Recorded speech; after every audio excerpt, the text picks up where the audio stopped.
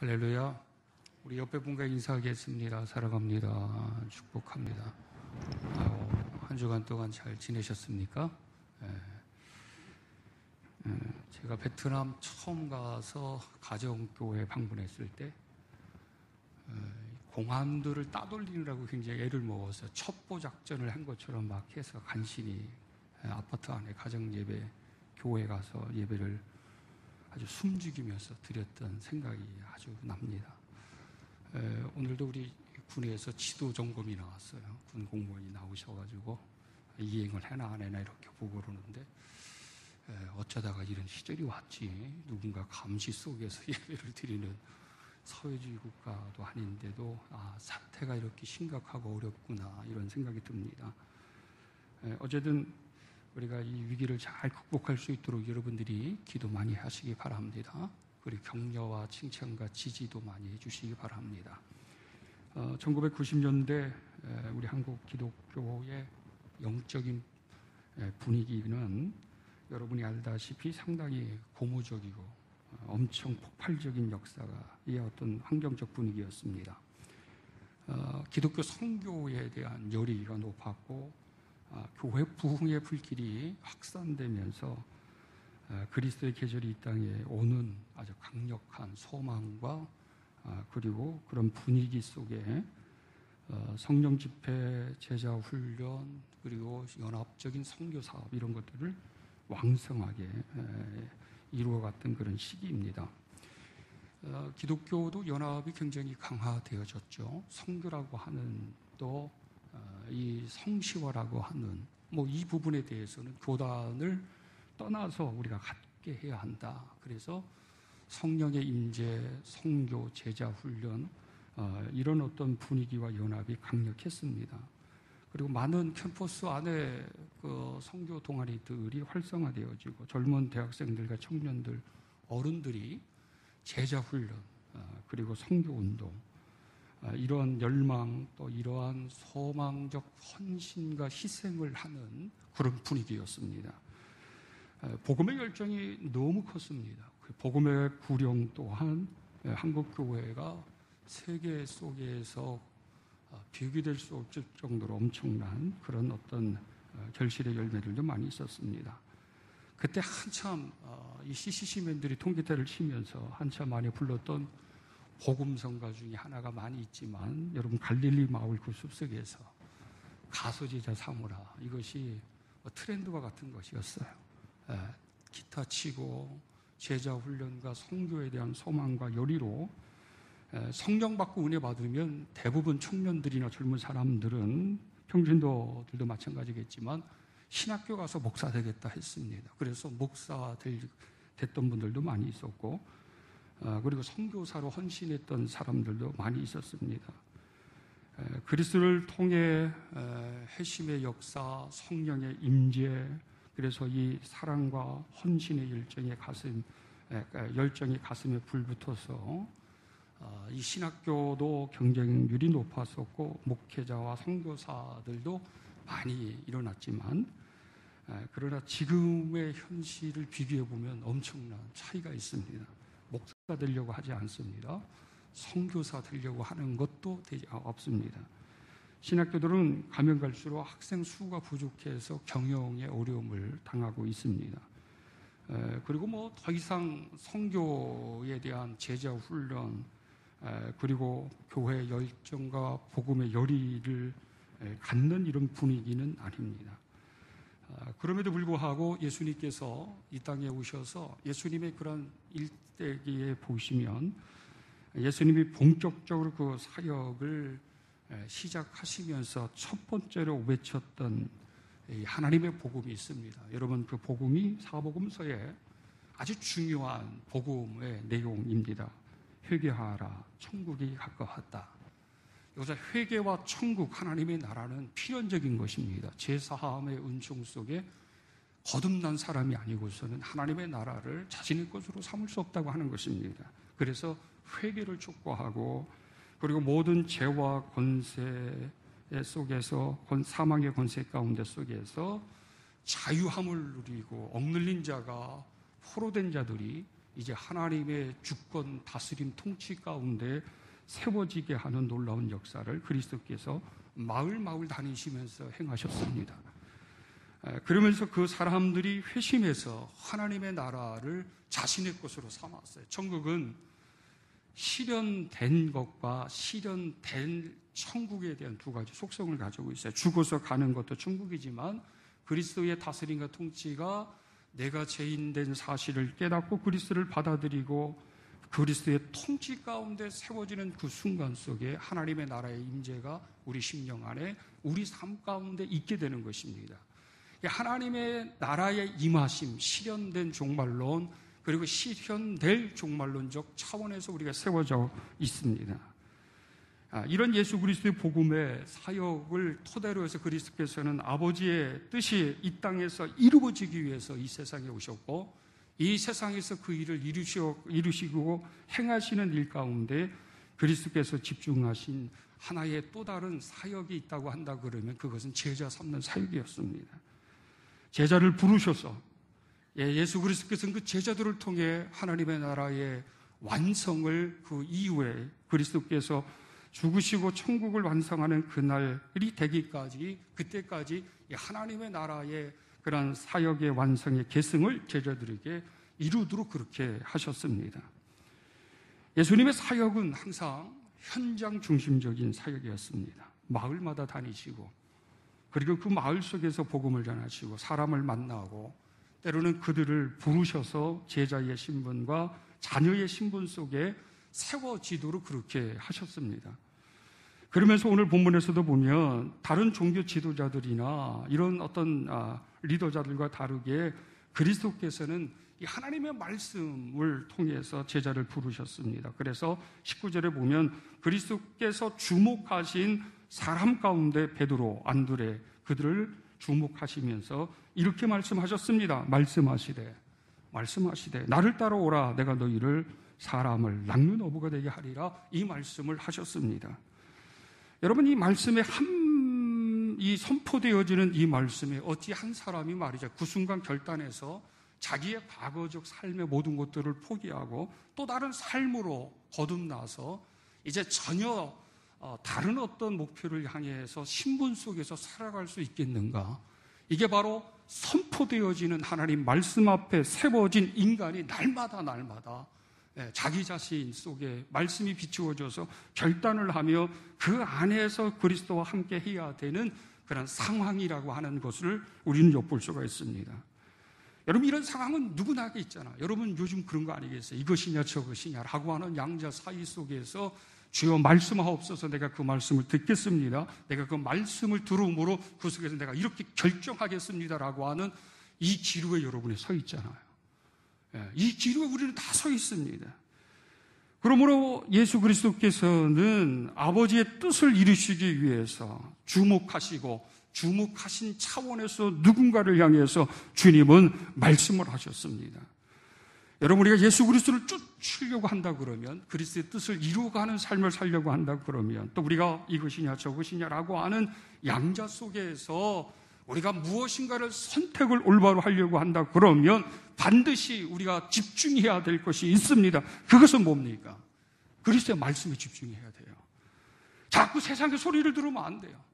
자꾸 세상에 쓸데없이 말이죠 우리를 불안하게 하고 우리를 조롱하고 야소하고 절망하게 하는 이런 것들을 통해서 우리의 영적인 어지러움과 혼란을 갖는 것이 아니라 오직 하나님의 말씀 안에서 소망과 담대함과 그리스도의 능력의 역사성을 바라볼 수 있어야 된다고 하는 것입니다. 우리가 하나님의 말씀에 하나님의 뜻에 그분의 뜻에 집중하게 되어질 때 우리가 그분을 쫓을 수가 있습니다.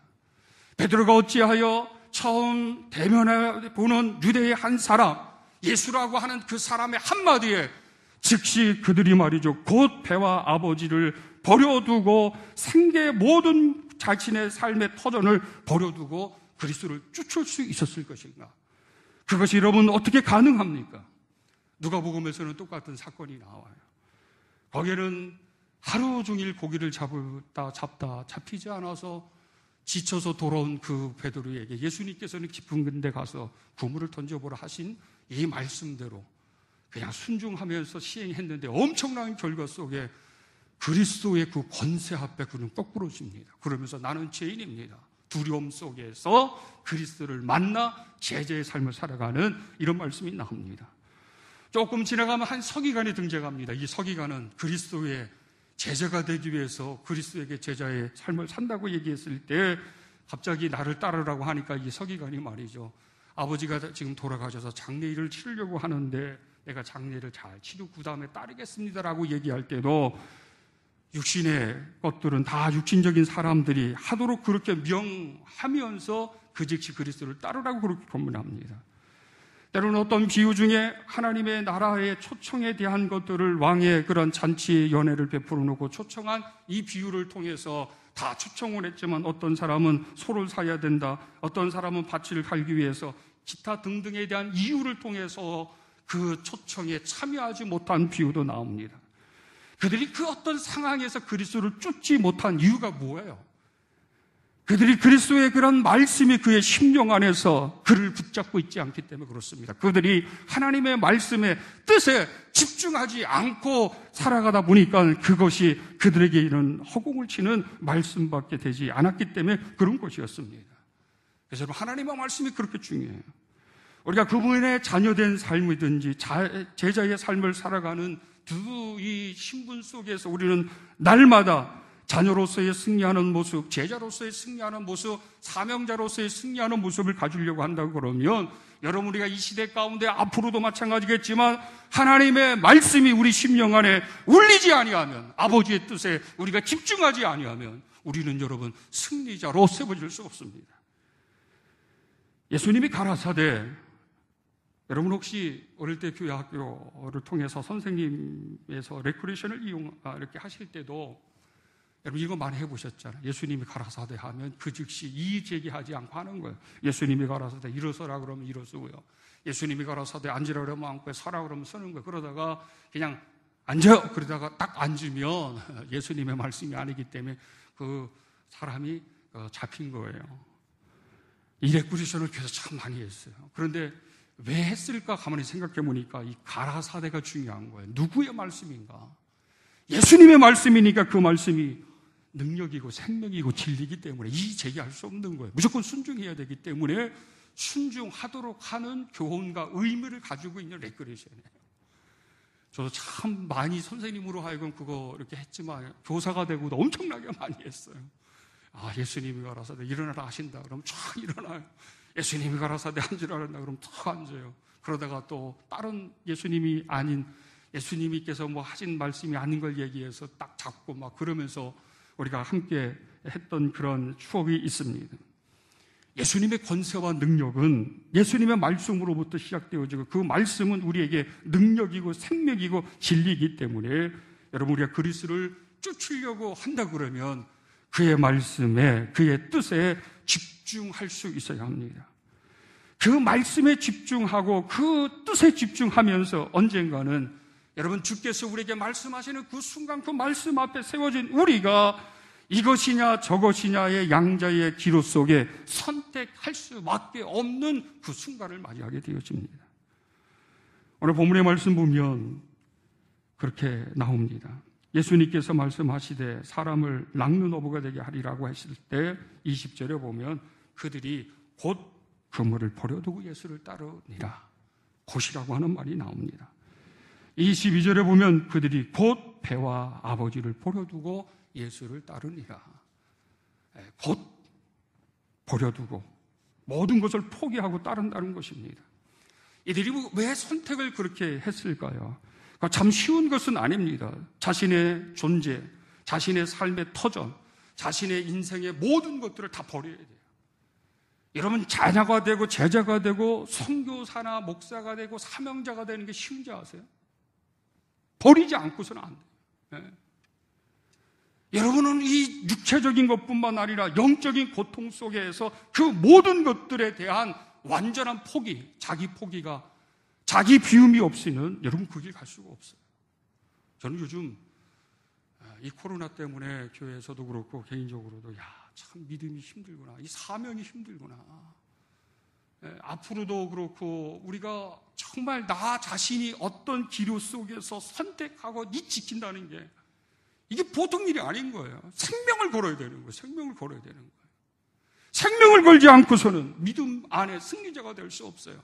생명을 걸지 않고서는 자녀로서 사명자로서 세워질 수 없어요. 그럼 철저하게 내가 죽고 비워져서 그리스도께서 내 주인이 되시고 통치로서 나를 다스리지 아니하면, 전적으로 주님에 대한 신뢰를 갖지 아니하면 우리가 승리자의 반열 속에 세워질 수 없어요. 현명한 선택을 할 수 없게 되는 것입니다.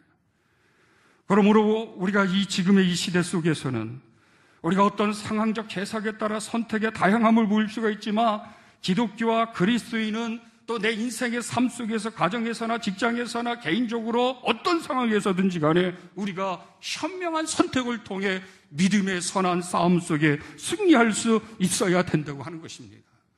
지금은 이제 선택의 기로에 우리는 다 서 있습니다. 우리가 올바른 선택을 통해 승리하기 위해서, 올바른 선택을 통해 이 위기와 이 고난을 넘어서기 위해서는 여러분 몇 가지의 우리가 원칙적 기준을 가질 수 있어야 합니다. 그 기준을 통해 우리가 선택을 할 수 있어야 합니다. 그 첫 번째가 뭐예요? 우리가 그분에게 집중하는 거예요. 오직 그분에게 집중하지 않고서는 우리가 현명한 선택을 할 수 없어요. 또한 그것뿐만 아니라 우리가 어떤 선택이 되든지 간에 선택으로부터 올 수 있는, 아니 선택하기 전이든지 간에 두려움과 불안을 버리는 것이에요. 여러분, 두려움과 불안을 가지고 있는 한 현명한 선택이 이루어지지 않아요. 내가 어떤 사업을 하는데 이거 하다가 망하는 거 아니야? 이런 불안과 두려움이 있으면 사업을 못합니다. 제가 언젠가도 말씀드렸지만 어떤 분이 면허를 따고 차를 사야 되는데 차를 사지 못하는 이유를 들어보니까 저한테 이런 얘기를, 그분을 통해서 이런 얘기가 들려왔어요.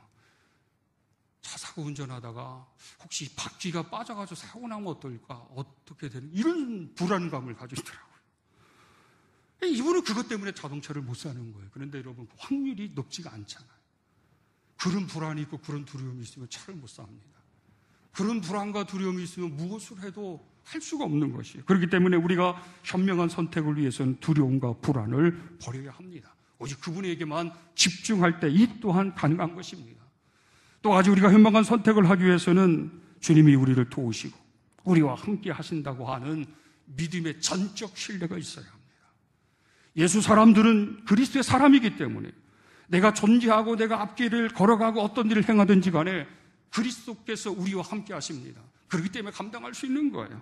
베드로도 그렇고 안드레도 그렇고 여러 많은 사람들이 그리스도를 따를 때 그들이 자격이 되고 능력이 돼서 그래 제가 제자의 삶을 살겠습니다, 자신이 있어서 따른 게 아니에요. 오직 그분에게 붙잡히고 지배받아서 그 강권적인 하나님의 영의 말씀 안에 그의 생각과 그의 심령에 과거의 육신의 법을 쫓아 살았던 것과 다르게 뭔가 그 마음에 무엇이 있기 때문에 그런 거예요. 평안 아니겠어요? 샬롬 아니겠어요? 그 마음에 무엇이 있기 때문에 여러분 그 길을 걸어갈 수 있었던 거예요. 주님이 나와 함께 하시기 때문이라고 하는 믿음 때문이잖아요. 믿음 때문에. 이 믿음 아니고서는 여러분 그것을 감당할 수도 없고 그런 어떤 삶의 새로운 변화된 자의 삶의 모습을 가질 수 없는 것입니다. 그렇기 때문에 인생은 주님과 함께하는 것입니다. 인생은 주님과 함께하는 거예요. 내가 무엇을 생각하고 계획을 하고 앞으로 향해 나가도 나는 능력이 안 돼요. 자격도 없어요. 앞을 생각하면 두렵고 불안한 마음도 생겨요. 그럼에도 불구하고 그 모든 것들을 극복할 수 있는 것, 이겨나갈 수 있는 것은 주님이 여전히 내 편이 계시기 때문입니다. 주님이 여전히 나와 함께 하시기 때문입니다. 주님이 여전히 내가 연약할 때, 힘들 때 도와주시기 때문입니다. 여러분, 이 믿음이 있을 때 우리가 현명한 선택을 할 수 있습니다. 그렇기 때문에 이 주님의 도우심과 역사와 이것에 대한 전적 신뢰의 확신이 있어야 합니다. 뿐만 아니라 모든 것을 비우고 채우는 경건의 훈련을 통해서 전적으로 주님께 맡길 때 현명한 선택을 할 수 있습니다. 여러분, 제가 늘 강조하지만 그리스도인의 경건 가운데, 영성 가운데 이 비움과 채움의 영성이 있잖아요. 그리스도만이 한 분으로 만족하고 모든 것을 자꾸 비우고 그리스도로 채워져서 갖는 영성이에요. 영성. 이건 쉬운 것이 아니에요. 사실은 순간순간 속에 삶의 현장 가운데 부딪히고 일어나는 그 양자 속에 내가 이렇게 무엇인가를 포기하고 주님께 맡기며 나가는 이 영적인 이 싸움이 쉬운 것은 아니에요. 그러나 여러분, 비울수록 자유자가 되는 거 아시잖아요. 그죠? 여러분, 비울수록 자유자가 돼요. 물질을 비우면 물질로부터 자유자가 돼요. 건강하게 죽음에 대한 것을 비우면 말이죠, 새로운 영적 존재로서의 자유자가 되는 거예요. 어떤 것이든지 비우면 자유자가 되고, 비우는 순간부터는 그리스도의 비중이 우리에게 더 크게 나타납니다. 여러분, 이제 우리가 비우지 아니하고 내가 날마다 내 자신의 능력을 의지하면서 무엇인가를 날마다 바라보고 행하려고 하는 이런 것들이 결국 우리는 더 힘들게 하는 것입니다. 그런 면에서 우리가 모든 것을 버리고 그리스도의 체험을 통해서 우리가 현명한 선택을 할 수 있는 것입니다. 베드로와 안드레는 주의 말씀이 그 영혼과 그의 마음을 사로잡았습니다. 그가 육신적인 생각에 내 부모는 어떡할까? 내 가정은 어떻게 해야 되는가? 내 인생은 또 어떻게 해야 되는가? 이런 육신적인 그런 생각과 그런 불안과 두려움도 다 떨쳐버렸습니다. 오직 그분의 그 강권적인 영적인 공력이 그 생각과 마음을 주장하게 되어졌고, 그분에게 집중하며 이끌리는 그 자체로 그들의 인생의 삶은 또 다른 신분으로서 제자로서의 삶을 살게 된 것이었습니다. 다른 어떤 부르심을 받고 다른 어떤 청함을 받은 사람과 달리 내가 이렇게 하고 그 다음에 이렇게 하겠습니다라고 하는 이런 어떤 변명적인 태도를 보인 것이 아니라 그 즉시 곧바로 주님 말씀에 순종하고 따랐습니다. 여러분, 선택하는 그 순간에 베드로는, 안드레는, 모든 주님의 제자들은 선택과 더불어서 이제는 자신이 선택한 것에 대한 책임을 져야 될 수밖에 없습니다. 여러분, 예수 사람들은 우리의 선택에 후회함도 없어야 하지만 내가 선택한 것에 대한 분명한 책임 의식이 있어야 합니다.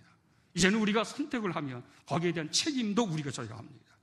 누가 대신 져줄 수도 없어요. 누구더러 대신 그 책임을 져달라고 말할 수도 없어요. 누구 때문이든가 아니에요. 내가 선택한 거예요. 내가 선택해야 하는 것입니다. 그 선택한 것에 대한 그 책임 의식을 가지고 우리가 나갈 때만이 우리가 영적인 승리자로 세워질 수가 있습니다. 예수 그리스도를 품는다는 것은 가장 큰 영광스러운 것이고 가장 축복스러운 것입니다. 그러면서 예수 그리스도를 쫓는다는 것은 이 세상에 어떤 것을 바라보고 쫓는 것보다도 우리에게는 가장 영광스러운 것이고 가장 축복스러운 것입니다. 세상의 어떤 영광과 세상의 어떠한 것도 우리가 그리스도를 쫓고 그리스도와 함께하는 것과 비교될 수가 없습니다. 그러므로 여러분, 우리가 그분을 쫓는 제자의 삶을 살아가시기를 바랍니다. 그분을 쫓는 자녀로서의 승리적 삶을 살아가시기를 바랍니다. 이러한 믿음으로 한 주간 동안에도 승리하면서 나가시기를 간절히 축원합니다.